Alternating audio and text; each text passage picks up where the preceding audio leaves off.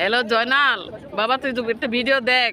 আমি আবু জাহেলের বাড়ির সামনে, নবীজি বাড়ির সামনে দুই পাকায় মারে আসি। 2 দিন ধরে খাই নাই, গোসল নাই, আমি তাপ করে খালি বসে আছি, সাফামারাও যাইতে পারি নাই। আমার এই ভিডিওটা দেখিয়া আমার এখান থেকে নিয়ে যাও বাবা।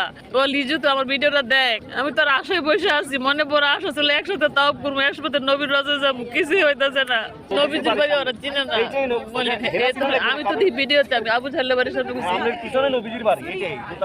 দেখছি, দেখছি মহানবী সাল্লাল্লাহু আলাইহি ওয়াসাল্লাম বাড়ির সামনে, আবু জাহেলের বাড়ির হাম্মামের মাঝখানে মাঠে আমি আছি, মদিনার সামনে।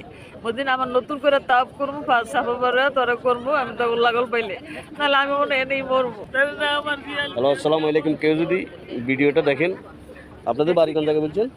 বাড়ি 6 নম্বর, না, ঢাকা 6 নম্বর। ঢাকা 6 নম্বর ওনাদের বাড়ি।